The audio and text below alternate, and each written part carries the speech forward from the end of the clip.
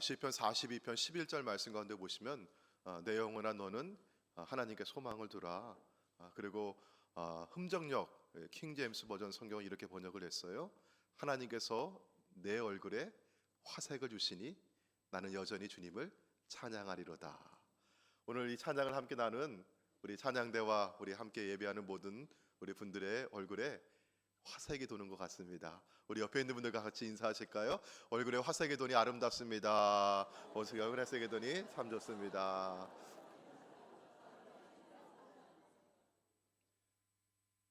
오늘 예배당에 계신 분들에게 하나님의 은총과 복이 함께 하시길 바라고요. 또 오늘 예배당을 그리워하고 사모하시지만 여러 가지 사정으로 인해서 오늘 가정에서 온라인 예배 드리시고 또 병상에 계신 우리 성도님들께도 하나님의 은총과 복이 동일하게 함께 하시기를 소망합니다. 가끔 전화 통화를 하다 보면 예배당에 나올 수 없는 분들이 온라인으로 예배하면서 예배당 풍경을 바라보고 또 예배하는 성도님을 바라보면서 또 목사님 주시는 말씀 들으면서 많은 은혜 받고 있노라고, 그리고 예배당에 대한 그리움이 더 사무치노라고 그런 말씀들 듣습니다. 오늘 예배당 그리워하시는데 여러 사정으로 오늘 함께하지 못하시는 분들, 가정에서 온라인 예배 들으시면서 혹은 병원과 요양원에서 같이 예배하시면서 하나님의 크신 은혜가 함께 하시기를 소망합니다. 우리가 지난주 말씀 살폈듯이 하나님의 오리지널 디자인은요, 우리가 천국에서 하나님 주시는 복을 온전하게 누리며 살아가는 것입니다. 그런데 죄가 하나님과 우리 사이에 들어와 가지고 하나님과 우리 사이를 멀어지게 만들었어요. 그래서 복의 근원이시고 생명의 근원이신 하나님과 단절되고 분리되어서 모든 복이 변하여 저주가 되었습니다. 인간은 저주 아래 살고 싶어 하지 않습니다. 그래서 그 간격을 넘어서고 하나님께 나아가고자 애쓰고 노력했지만 자신의 힘으로는 어느 누구도 하나님께 이를 수가 없었습니다. 그래서 하나님께서 해주셔야만 하기 때문에 그 아들 독생성자 예수 그리스도를, 독생자 주님을 구원자로 보내어 주셨습니다. 예수님 주시는 구원은, 영생은 하나님의 은혜입니다. 성경에서 다른 말로는 은사 또는 선물이라고 하지요. 로마서 6장 23절 말씀입니다. 죄의 삭은 사망이요 하나님의 은사는 그리스도 예수 우리 주 안에 있는 영생이니라. 구원, 영생 하나님의 선물이에요. 여러분, 예수님 믿으면 영생을 선물로 받습니다. 여러분 이미 받으셨습니다. 아멘. 하나님의 오리지널 디자인인 천국의 기쁨과 복을 누리며 살고 있습니다. 아멘. 자, 누구나 저주 아래 살고 싶지 않고 천국에서 기쁘게 살기를 바라는데요, 예수님 믿으면 되는 거예요. 이게 복음입니다. 복음은 가장 기쁜 소식입니다. 자, 그런데 복음을 듣고도 이 좋은 선물을 전해주는데도 여러분 어떻게 해요? 아우 당장 받겠습니다. 어우 빨리 주세요. 그렇게 얘기하는 분도 있지만 어떤 분이 있어요? 다음에 드릴게요. 다음에 좀 더 생각해 보도록 할게요. 이렇게 말씀하시는 분이 있어요. 지금 선물 받으면 내 것이 되는 것인데 왜 좀 더 생각해 보고 왜 나중에 받겠다고 하는 걸까요? 구원을 받고 싶고 천국을 살고 싶은 것은 모든 사람의 바람이지만 예수님을 주인으로 모시고 살아가는 것이 부담스럽다고 하는 것입니다. 아직은 내가 내 인생의 주인 되어서 살고 싶다고 하는 것이죠. 이런 의미에서 구원은 주권 이양의 과정입니다. 나의 주인된 권리를 예수님에게 넘겨드리는 과정입니다. 이게 예수님 영접했다고 그 순간에 바로 되는 것은 아니죠. 우리 대부분의 사람들에게는 오랜 시간이 걸려서 완성되어 가는 과정입니다. 이스라엘 백성들이 출애굽해서, 애굽은 죄의 땅이에요. 죄 아래 종로로 떼어 있었어요. 그런데 애굽에서 나왔습니다. 어디를 건넜죠? 홍해를 건넜어요. 이스라엘 백성들은 마른 땅을 건너듯이 건넜지만 뒤쫓아오던 애굽의 군대는 그 홍해물에 다 수장이 되었습니다. 이스라엘 백성들은 하나님의 구원을 경험하고 감격했고 감사했어요. 그래서 모세와 함께 또 미리암과 또 소고를 손에 잡은 여인들과 함께 춤을 추면서 하나님 구원하신 거 감사하고 찬양을 올려드렸어요. 자, 이제 이스라엘 백성들이 홍해를 건너서 본격적으로 가나안을 향해서 나아갑니다. 그런데 여러분, 홍해를 건너면 바로 가나안입니까? 아니면 광야를 거쳐가야 하는 겁니까? 광야를 거쳐가야 돼요. 수르 광야에 들어갔습니다. 사흘 길을 걸었습니다. 광야에서는 마실 것과 먹을 게 참 중요합니다. 마실 물이 없고 먹을 것이 없으면, 양식 떨어지면 살 수가 없는 곳이 광야입니다. 살려고 애굽을 나왔는데 광야에서 다 죽을 수도 있는 거예요. 정말로 그런 상황에 처하고 말았습니다. 출애굽기 15장 22절과 23절 말씀 보시면은 수르 광야 들어가서 거기서 사흘 길을 걸었으나 무엇을 얻지 못했다? 물을 얻지 못했다. 물이 없어요. 또 출애굽기 16장 3절 말씀 보시면은 이스라엘 백성들이 모세를 향해서 막 소리를 지릅니다. 뭐라고 얘기하죠? 너희가 이 광야로 우리를 인도해 들여서 이 온 회중이 줄여 죽는구나. 물이 바닥나고 먹을 게 떨어졌습니다. 이스라엘 백성들이 이때 모세에게 보였던 반응이 무엇이었을까? 여러분, 이스라엘 백성들은 애굽에서 나왔습니다. 홍해를 건넜습니다. 구원은 받은 하나님의 백성이고 구원의 감격과 기쁨을 그렇게 경험했고 찬양을 올려드렸던 사람들이에요. 그런데 여러분, 찬양했던 그 입술 가지고 똑같은 그 입 가지고 어떤 상황이 벌어지니까 모세와 아론을 향해서 어떻게 했느냐? 자, 성경 보도록 할게요. 출애굽기 15장 24절과 16장 2절입니다. 여러분, 여기 보시면은 백성이 모세에게 무엇하여 이르되? 원망하여 이르되. 16장 2절, 이스라엘 자손 온 회중이 그 광야에서 모세와 아론을 뭐하여? 원망하여. 하나님을 찬양했던 그 입을 가지고 그대로 어떤 상황이 바뀌니까 모세를 향해서 원망하고 불평하는 모습이었어요. 여러분, 성경에서 우리가 기대했던 모습은 뭐였습니까? 하나님 은혜를 받았으니까, 구원의 감격을 누렸으니까 정말 모든 것이 다 변화된 삶을 늘 기쁘고 늘 감사하고 늘 행복한 삶을 살 것 같은데, 실제로 홍해를 건너고 얼마 지나지 않아서 광야의 길을 걸어가던 이스라엘 백성들이 문제를 만나게 되니까, 물을 마실 수가 없고 양식이 떨어지기 시작하니까 모세와 아론을 향해서 뭐 했다고요? 원망했어요. 사실상 애굽의 사람들과, 애굽에 살았던 죄의 종되어 살았던 그들의 모습과 예전의 모습과 별로 달라진 것 같지가 않습니다. 분명히 여기서 보는 이스라엘 백성들은 홍해를 건너고 구원의 감격을 누렸던 사람들인데, 하나님을 찬양하고 기뻐했던 이들이었는데, 이들이 구원받지 못한 애굽의 사람들과 같이 죄의 종노릇 아래 살았던 자신들의 과거의 모습과 같은 그런 별로 달라지지 않은 모습을 보여주고 있는 거예요. 여러분, 우리도 신앙생활 하면서 매번 이런 문제 가지고 고민합니다. 다른 사람들이 아니라 내 자신의 문제가 그렇습니다. 분명히 예수 믿고 영접하고 구원받은 성도인데, 한때 큰 은혜를 경험하기도 했는데 사는 모습은 불신자와 별로 다르질 않습니다. 여러분, 이 문제를요, 성경적으로 푸셔야만 합니다. 그렇지 않으면 괜히 그 사람이 예수 믿는다고 거짓말한 것 같아 이렇게 의심하게 되고요. 여러분, 멸망에서 생명으로 옮겼느니라. 여러분, 이미 우린 영생의 선물을 받았는데, 여러분, 내가 별로 달라지지 않은 것 같아요. 그러니까 자꾸 어떤 마음이 들어요? 나는 아직 구원받지 못했나 보다, 이런 마음이 들어요. 의심하게 되는 것입니다. 오늘 이 문제를 우리 함께 풀어보려고 하는데요, 먼저 제가 화면에 그림을 하나 올려드릴게요. 하트 그림을 올려드릴 텐데, 이 하트는 우리의 인생, 우리 마음입니다. 여러분 보시기에 여러분 이 사람의 인생, 이 마음은요 어때요? 평안하고 행복하고 기뻐하는 것 같아요? 아니면 뒤죽박죽 엉망이 되어 있는 것 같아요? 그렇죠. 이게 뭔가 뒤엉켜 있잖아요. 이 마음은 누구의 마음일까요? 이 불신자의 마음이에요. 불신자의 마음 상태가 이런 겁니다. 자, 첫 번째, 이 사람은 물질이 인생 행복의 필수 요건이라고 생각했어요. 그런데 여러분, 돈 많아야 다 행복한 겁니까? 꼭 그렇지는 않습니다. 가난한 사람의 집에 담장이 없어요. 담장이 낮아요. 그런데 부잣집의 집에는요 얼마나 불안한지 담장이 높아요. 그 담장 위에 유리병을 깨서 얹어놓기도 합니다. 돈이 많다고 꼭 행복한 것은 아닙니다. 두 번째, 성공이 행복의 비결이라고 여깁니다. 그런데 성공은요, 마치 금이 가 있는 병과 같아요. 언제 깨질지 몰라요. 여러분, 내가 금이 간 병을 들고 있으면 어떻게 이 병이 깨지면 내 손이 다치는 겁니다. 그래서 내가 이 성공이 깨어지면 언제 깨질지 모르는데 이 깨어지면 내가 다치고 사랑하는 가족이 다칠까 봐 늘 불안합니다. 세 번째, 사랑을 행복의 요소라고 여기죠. 사랑을 위해서 최선을 다합니다. 사랑하는 사람 만났다고 여기기도 해요.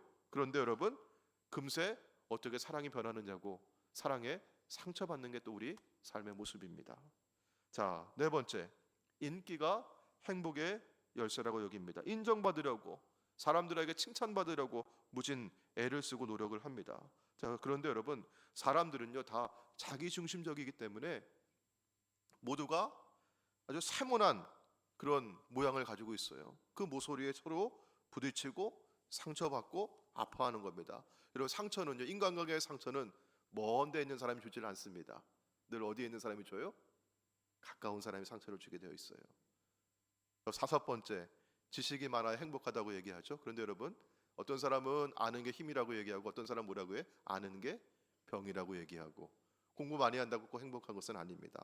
여섯 번째, 행복이 인생의 목표라고도 하죠. 근데 행복은요 럭비공과 같아요. 럭비공 모양이 여러분 그냥 둥그랗게 생겼어요? 납작하게 생겼어요? 네, 그래서 이게 어디로 튈지 모르는 거예요. 행복이 그런 겁니다. 내가 의도했어도 내 의도와는 다르게 엉뚱한 방향으로 튀어가기도 합니다. 자, 일곱 번째, 건강을 위해서 노력합니다. 그래서 여러분, 건강 보조식품도 많이 드시잖아요. 약도 드시고. 근데 당 있어가지고 약을 먹으니까 뭐가 안 좋아진대요? 신장이 안 좋아진대요. 고혈압이 있어서 약을 먹으니까 또 다른 데가 안 좋아진대요. 건강을 자신하던 분이 갑자기 쓰러지기도 하고, 골골대던 분이 100세 넘어 장수하기도 합니다. 여러분, 내 마음대로 되는 것도 아니에요, 보니까요.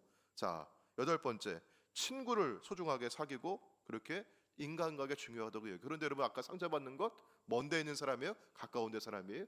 가까운 데 사람이에요. 사업을 잘하던 사람들이 망한 사람들이 있잖아요. 잘못돼가지고 80%는요 가까운 지인과 친구에게 배신당해서 그랬대요. 아홉 번째, 종교를 갖고 있으면 마음의 평안을 얻을 수 있다고 여깁니다. 근데 여러분, 지난주에 우리 말씀 살펴보았듯이 여러분, 종교로 사람이 하나님의 이룰 수가 없었어요.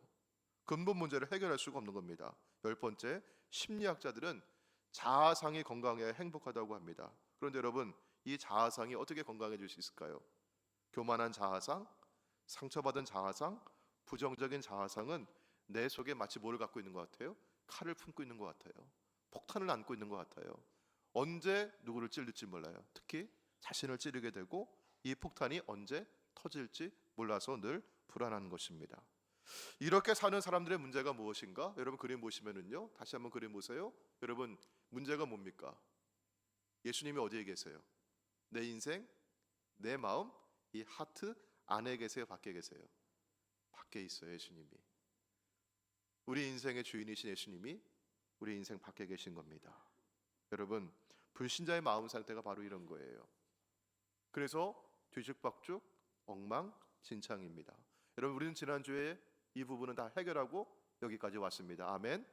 자, 다음에 제가 그림을 하나 또 보여드릴 텐데요. 여러분, 이 그림은 두 번째 사람의 마음의 그림은요, 여러분 어때요? 예수님이 밖에 있었는데 지금 어디 계세요? 보니까 내 마음 안에 들어오셨어요. 여러분, 예수님 영접하면, 예수님 믿으면 구원을 받았습니다. 그러면 이 사람의 마음은, 이 사람의 인생은 구원 받았을까요? 못 받았을까요? 구원 받았습니다. 대답이 작으네요. 자, 구원 받았을까요? 못 받았을까요? 구원 받았어요. 구원 받은 사람이에요. 자, 그런데 첫 번째 마음과 여러분 어때요?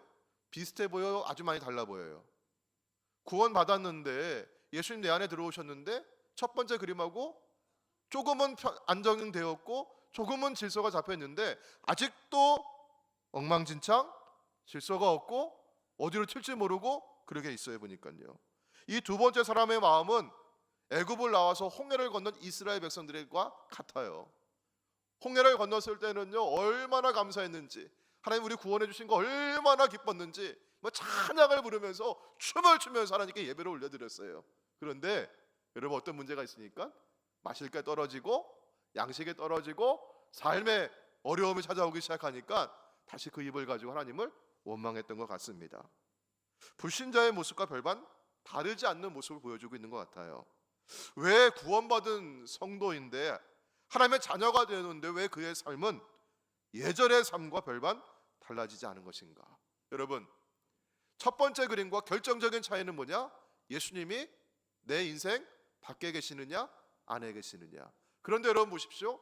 여러분, 이 하트, 이 그림의 중심을 보세요. 여러분, 이 여기에 의자가 하나 있는데 이거는 보좌입니다. 이거는 왕자입니다. 여러분, 내 인생의 중심에 누가 앉아 있습니까? 여전히 내가 앉아 있는 거예요. 내가 주인인 거예요. 내가 왕인 겁니다. 예수님이 내 안에 들어오셨는데, 만왕의 왕이신 주님이 오셨는데, 모든 것을 창조하시고 지으시고 모든 것의 주인이신 예수님 들어오셨는데, 내 인생의 주인은 여전히 나인 것입니다. 자기 중심으로 살기 때문에 아까 여겼던 그런 10가지 이런 여러 가지 있잖아요. 별로 달라지지 않았어요. 내 인생에 필요한 것들이라고 열심히 채워보았지만 아직 천국을 누리며 평안하게 복되게 살지를 못합니다. 분명히 이 사람은 예수님을 구주로 영접해서 구원을 받은 사람입니다. 여러분, 이것은 의심하지 마시기 바랍니다.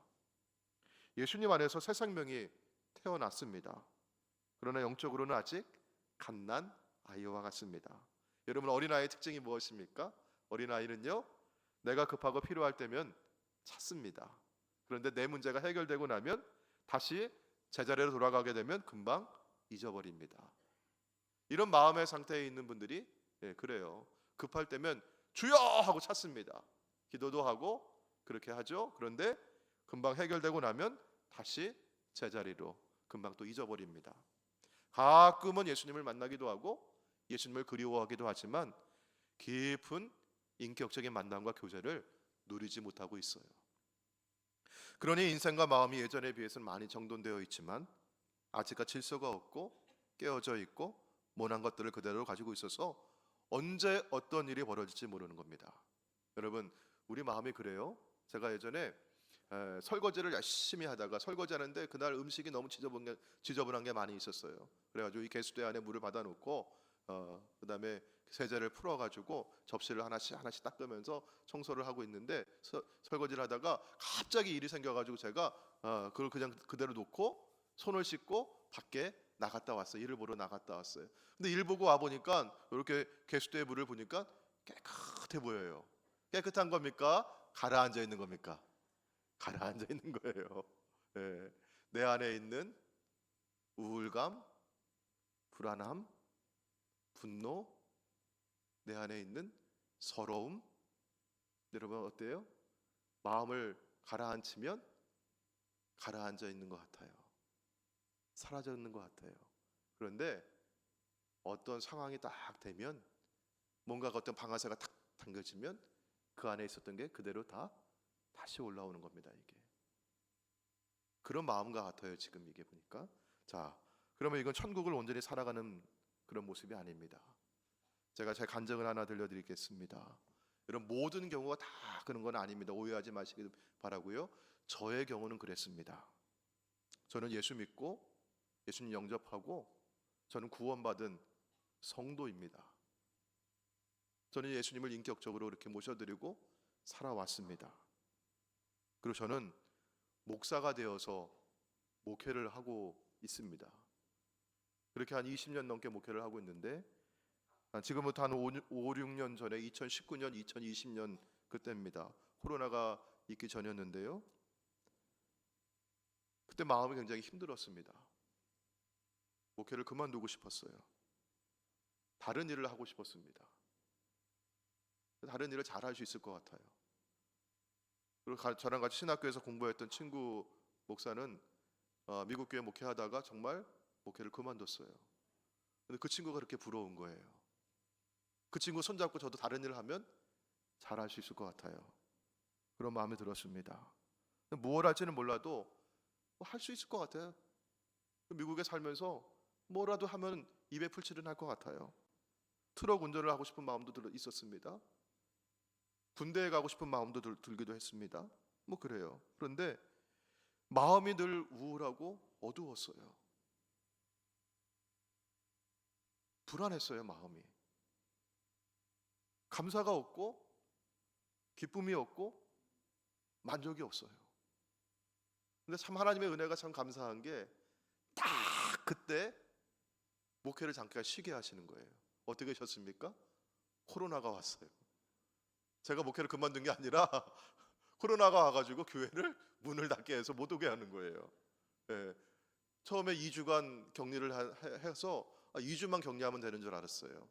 근데 저희는 그때 이제 3월부터 10월까지 7개월을 격리를 했어요. 예. 그렇게 하면서 저는 하나님과 시간을 좀 더 갖게 되었습니다. 저는 제 인생에 정말 가장 행복하고 가장 좋았던 시간 중에 하나가 코로나 시기였어요. 성경을 읽고 책을 읽고 아내와 산책하며 기도를 했습니다. 문제는 뭐였냐면 하나님과의 관계였어요. 이게 문제였던 겁니다. 왜 내 인생에, 내 목회에, 내 삶에 감사가 없고 기쁨이 없고 만족이 없었을까? 다시 저는 리포커스하기 시작했어요. 다시 무엇인가 내가 다시 초점을 맞추기 시작했습니다. 뭐였습니까? 하나님과의 관계였어요. 이게 문제였던 것입니다. 그때 저는 하나님의 음성을 제가 육성을 들은 건 아니지만 제 마음에 이런 울림이 왔어요. 너 언제까지 네 마음대로 살고 싶니? 여러분, 누구 마음대로 살고 싶었던 거예요? 제가요? 제 마음대로 살고 싶었던 거예요. 제가 인생의 주인으로 왕 노릇하고 주인 노릇하면서 목회하면서 이렇게 지내왔지만 여전히 제 인생의 주권을 주님께 넘겨드리지 못하고 제 마음대로 살고 싶었던 겁니다. 여러분, 이제 세 번째 마음으로 한번 옮겨가 보도록 할까요? 자, 세 번째 그림 한번 보여드리겠습니다. 여러분, 어때요? 보니까 색깔부터 다르지 않습니까? 예, 아까는 좀 어두침침했는데 아주 밝게, 환하게 있잖아요. 마음의 질서와 소망이 있습니다. 여러분, 예수님이 어디 계십니까? 내 인생의 안에 들어오셔서 지금 중심을 한번 보세요. 그 보좌에 한번 누가 앉아 계셔요? 예수님이 앉아 계신 거예요. 나는 예수님의 종이 되었습니다. 이 그림은 예수님을 구주로 영접하고 주인으로 모셔드린 사람의 마음입니다. 예수님께 내 인생과 마음의 중심을 내어드리고 주권 이양을 한 거예요. 자, 여러분, 이런 마음의 상태를 두고 성경에서는 오늘 갈라디아서 2장 20절과 같이 말씀하는 겁니다. 내가 그리스도와 함께 십자가에 못 박혔나니 그런즉 이제는 내가 사는 것이 아니라 오직 내 안에 그리스도께서 사시는 것이라. 이제 내가 육체 가운데 사는 것은, 아직 우리 육체 가운데 살고 있잖아요. 그러나 그것은 나를 사랑하사 나를 위하여 자기 자신을 버리신 하나님의 아들, 누굴 믿어요? 예수님 믿고 살아가는 삶이에요. 이게 믿음으로 살아가는 겁니다. 여러분, 믿는 사람의 삶은 뭐예요? 여러분, 주인된 권리를 예수님께 넘기고 살아가는 것입니다. 자, 그러면 이 사람은요, 성령과 함께 살아가는 것이에요. 자, 성령이 천국의 복을 풍성하게 주시는 겁니다. 고린도전서 2장 12절 말씀 우리 같이 한번 읽어볼까요? 고린도전서 2장 12절 시작. 우리가 세상의 영을 받지 아니하고 오직 하나님으로부터 온 영을 받았으니 이는 우리로 하여금 하나님께서 우리에게 은혜로 주시는 것들을 알게 하려 하심이라. 아멘. 아멘. 하나님께서 우리에게 은혜로 주신 것, 은사로 주신 것, 선물로 주신 것. 그러면 여러분, 아까 10가지 그 마음에 여러 가지 있었잖아요. 뭐 물질도 있었고, 뭐 건강도 있고, 성공도 있고. 그런데 그게 그 자체로 나쁜 게 아니라는 얘기예요. 그게. 근데 그게 내가 주인 되어 살아가니까 질서가 없는 것이고 그게 혼란스러웠던 것뿐입니다. 그런데 여러분, 그게 뭐예요? 문제거리가 아니라 더 이상 문제거리가 아니라 뭐가 돼요? 그게 축복거리로 바뀌는 거예요. 선물로 바뀌는 거예요. 그게. 그리고 건강도 그렇지 않습니까? 건강. 내가 주인 되어 살 때는 늘 걱정되고 하는 건데, 여러분, 건강하면 내가 이 건강 가지고 주님 위해서 내가 일할 수 있는 것이고, 내가 건강을 내가 잠시 잃어버렸을 때는 이 건강의 소중함을 알고 주님께 더 기도하며 겸손하게 내가 그렇게 기다릴 수 있는 것이고요. 물질만 해도 그렇지 않습니까? 예전엔 돈이 없어도 걱정, 있어도 불안했잖아요. 그런데 지금은 예수님 다스리시니까 돈이 많고 적음이 문제가 아니잖아요. 돈이 없어도 감사하고 돈이 있어도 감사하고 내가 주신 물질 가지고 주님을 위해 내가 쓸 수 있는 것이 감사하고, 내가 이웃을 향해 흘려보낼 수 있는 것이 감사하고, 내가 없을 때는 어떻게? 하나님 교만하지 않게 주셔서 감사합니다. 그래도 하나님 오늘도 나에게 먹을 양식 주셔서 감사합니다. 하나님 오늘도 내일도 채워주실 줄로 믿습니다. 믿음과 감사 가지고 살아갈 수 있는 것이잖아요. 자, 이제 이런 주님께서 주인 되신 인생, 여러분 우리 모두에게 여러분 마음 가운데 주님 들어오셨는데, 주님 이미 우리와 함께 해주셨는데, 우리 구원받은 성도인데, 여러분 구원받았는데 삶은 달라지지 않았어, 우리 그런 말 듣지 마시고요. 여러분 구원받은 성도가 이제는요 우리 천국의 기쁨을 가득히 누리며 살아가기를 주의 이름으로 축복합니다. 아멘. 자, 그럼 어떤 특징이 있는가? 첫 번째 영과 혼과 육이 균형 잡힌 삶을 살아가게 됩니다. 자, 요한삼서 1장 2절 말씀, 자 우리 같이 한번 읽어볼까요? 자, 시작. 사랑하는 자여, 내 영혼이 잘된 같이 내가 범사에 잘되고 강건하기를 내가 간구하노라. 아멘. 믿음으로 구원받은 것도 감사한데, 내 삶의 모든 것이 형통하고 건강하고 천국을 누리며 살아갈 수 있으니 얼마나 감사하겠어요. 두 번째, 풍성한 삶이에요. 예수님이 땅에 오신 것은 어떻게 우리에게 생명을 주시는데 더 풍성히 얻게 하려 하신다, 이 말씀이고요. 세 번째, 형통한 삶을 주셔요. 시냇가에 심은 나무와 같이 여러분 열매를 맺으며 그가 하는 모든 일이 다 형통하리로다. 네 번째, 선을 이루는 삶입니다. 지금 내 앞에 이루어지는 일, 때로는 이 하나님의 뜻이 분명히 있는 것 같은데 무언지 몰라가지고 좀 불안할 때 있잖아요. 그렇죠? 네, 그러나 불안하지 마셔요. 왜? 주님은 내 인생의 모든 것 합력하여 선을 이루게 하실 줄로 믿습니다. 다섯 번째는요, 성화와 영화롭게 되는 삶을 살게 하십니다. 신앙이 자라나고 성숙하는 과정이 성화입니다. 예수님을 닮아가는 것이죠. 자, 그러면 여섯 번째, 영의 열매를 맺는 삶을 살아가죠. 자, 우리 영의 열매, 갈라디아서 5장 22절과 23절 말씀, 성령의 열매 9가지 있는데요. 같이 한번 읽어볼까요? 자, 시작. 오직 성령의 열매는 사랑과 희락과 화평과 오래 참음과 자비와 양선과 충성과 온유와 절제니 이 같은 것을 금지할 법이 없느니라. 아멘. 아멘. 자, 이것을 금지할 수가 없어요. 막을 수가 없어요. 누가?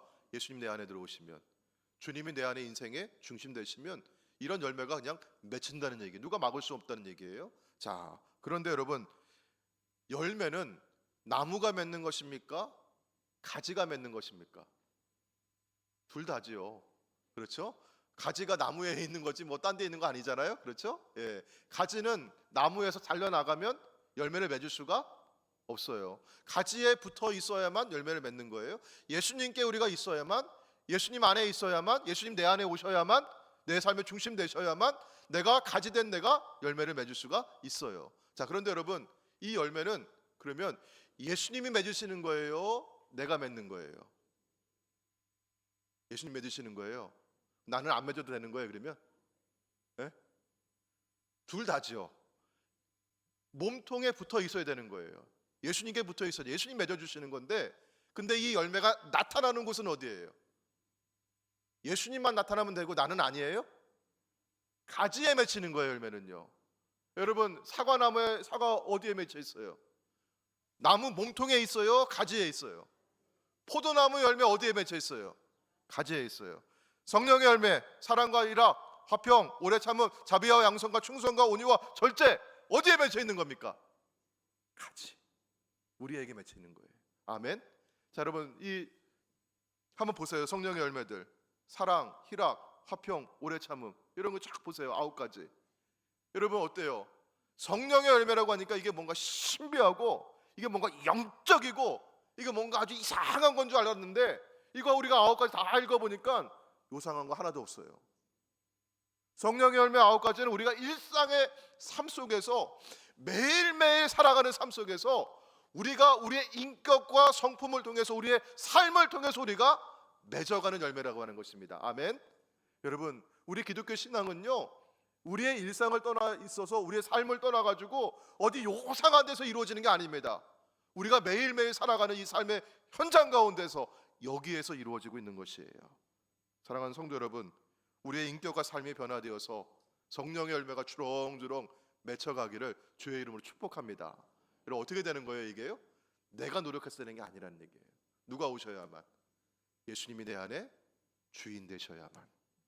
우리 인생에는 늘 광야가 필요합니다. 있어야 합니다. 광야를 거쳐야만 여러분 주권 이항을 철저하게 훈련할 수가 있습니다. 그래서 애굽을 나온 이스라엘 백성들이 홍해를 건너자마자 가나안이 아니라 광야를 거쳐갔던 것이에요. 그러나 여러분, 우리가 광야는 인생에 꼭 필요한 곳이지만 광야가 우리가 영원히 살 곳은 아닙니다. 우리는 어디에 살고 싶어요? 가나안에 살고 천국에 살고자 합니다. 천국에 살고자 하는 사람들은 여러분, 그런데 광야를 거쳐갑니다. 이 광야가 끝날 때, 광야는 통과하는 곳인데 광야가 끝날 때 하나님께서 하시는 말씀이 있어요. 모세의 광야가 끝났을 때 떨기나무, 불타는 그 떨기나무 앞에서 주님이 뭐라고 하셨어요? 내가 선 곳은 거룩한 땅이니 내 발에서 신을 벗으라. 이스라엘 백성들이 광야 40년의 여정을 마치고 가나안 땅에 들어갈 때 하나님께서 여호수아에게 여호와의 사자를 보내셔서 그에게 말씀하십니다. 내가 선 곳은 거룩한 땅이니 내 발에서 신을 벗으라. 발에서 신을 벗는다고 하는 것은 고대 이스라엘에서 내 권리를 넘겨준다고 하는 뜻이었습니다. 땅을 매매할 때 땅을 넘겨주는 사람이 발에서 신을 벗었어요. 이 말은 뭐예요? 내가 이 땅에 주인된 권리를 이 당신에게 넘겨주겠습니다. 광야가 끝나고 가나안에 들어가는 백성들은 하나님 앞에 신을 벗어드렸습니다. 사랑하는 성도 여러분, 오늘 내 인생의 주인은 내가 아니라 주님이시라고 그렇게 고백하며 주님을 주인으로 모시고 살아가는 저와 여러분 될 수 있기를 주의 이름으로 축복합니다.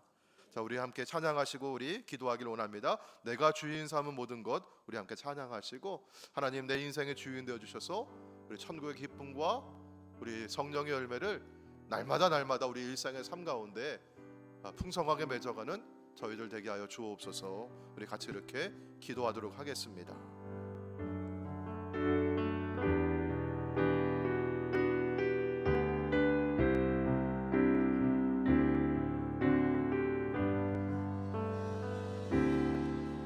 내가 주인 삼은 모든 것 내려놓고 내 주 대신 주 앞에 나가 내가 사랑했던 모든 것 내려놓고 주님만 사랑해.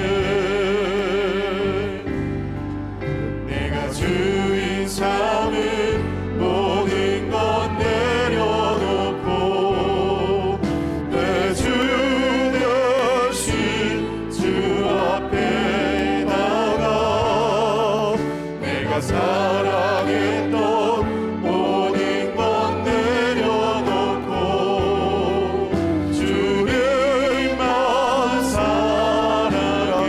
아멘. 주 사랑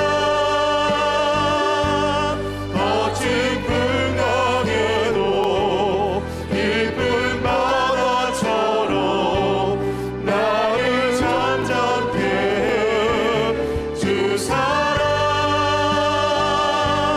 내 영혼의 반석 그 사랑 위에 내가 주인 삼은 모든 것 내려놓고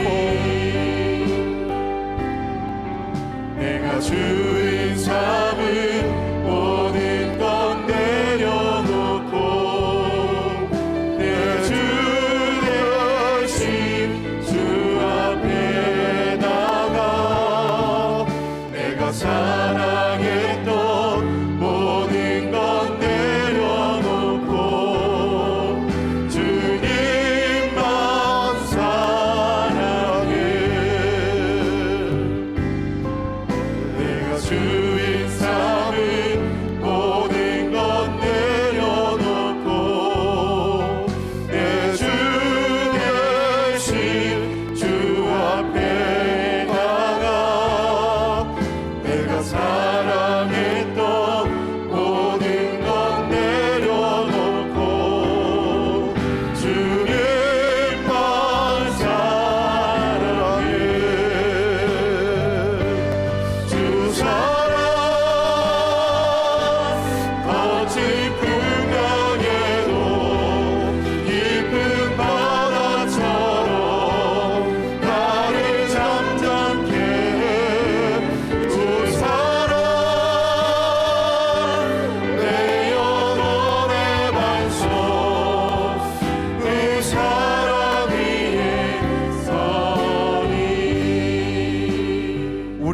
삶 앞에 있는 문제는 여전히 거친 풍랑과 같이 우리에게 밀려올 때가 있습니다.